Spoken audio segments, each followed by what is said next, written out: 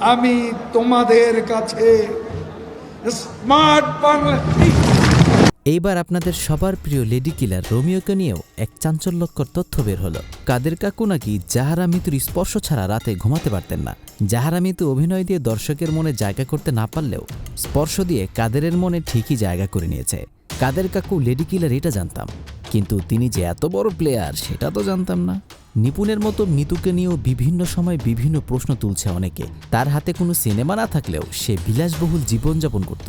Social মিডিয়ায় তার দেশ বিদেশ ঘুরে বেড়ানোর ছবি অহরহ। তাকে নিয়ে প্রশ্ন ওঠার কারণ সে অফসাইডের নায়িকা। বিদেশে ট্রিপেও যেত সে কাদের কাকুর কল্যাণে। রাজনৈতিক নেতাদের সাথে উঠা বসা করত মিতু।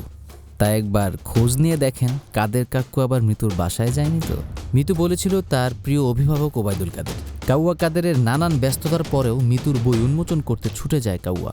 সিনেমার বিভিন্ন অনুষ্ঠানেও এই কাউয়া কাদের ছুটে যেতে শুরু করে। কাদেরের প্রেমিকার আগে নাকি টাকলা মোরাদের প্রেমিকাও ছিল সে। মিতু তার আর কাদেরের নিউজ দেখার পর মঙ্গলবার ৩ সেপ্টেম্বর তার ফেসবুক ভেরিফাইড পেজে দীর্ঘ এক স্ট্যাটাসে তিনি লিখেন, ডিজিটাল যুগে সবকিছুর রেকর্ড থাকে। আমার বাসা থেকে বের হওয়ার সিসিটিভি ফুটেজ যেমন থাকবে, আমি কোথাও গেলে সেটারও রেকর্ড থাকবে। কল সিস্টেমেরও রেকর্ড থাকে। এসব বুঝে শুনে নিউজ করতে হয়। দেশের সর্বোচ্চ একজন মন্ত্রীকে মন্ত্রীপাড়ায় প্রতিদিন ঘুম পাড়ানোর নিউজ কোনো মেয়াদ উত্তীর্ণ সবজি সেবনের ফলেই লেখা যায়। এর থেকে হাস্যকর নিউজ আমি আমার বাপের জন্মেও দেখিনি আর শুনিও নি। এই খবরটা আমার পর্যন্ত আসার পর এতটুকু হেসেছি আমি নিজে, মানুষ আর কতটুকুই বা হাসবে। কোনো সোর্স নেই, আমার কোনো বক্তব্য নেই, কোনো প্রমাণ নেই, আর আমার নাম ডাইরেক্ট লিখে দিলেন। এছাড়াও জাহারা মিতু লিখেছেন, একজন রাজনৈতিক ব্যক্তিত্বের নামে ভিউ বলে ভিউ বাণিজ্যে এতটা নিচে নামলেন।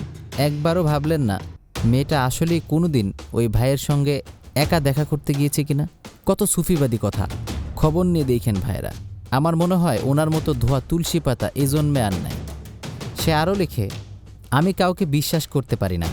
অনেক ইন্টারভিউতে বলেছি আমার থেকে একদিনের বড় কোনো ছেলেকেও আমার ভালো লাগে না। গত ৩.৫ বছর আগে এমন এক ধোঁকাবাজের সাথে সম্পর্ক ভেঙেছি। এরপর সম্পর্ক জিনিসটাই আমার কাছে প্যারা মনে হয়। আপনাদের অত্যাচারে মনে হচ্ছে একটা প্রেম করে প্রেমিক সামনে আনতেই হবে, তাহলে যদি আপনাদের মনের একটু আনচান ভাব কমে আর কি, তখন আর আবল তাবল প্রেম কাহিনী বানানো লাগবে না। ভাই, ফেসবুকে তো নানান মানুষ নানান ধরনের কথাই বলতে পারে, বাকি যেটা সত্যি সেটা তো জনগণ বুঝেই গিয়েছে।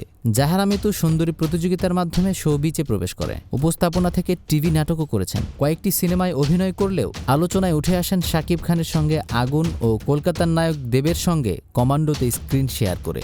এখন বিচার আপনাদের হাতে, আপনারা কি বলেন?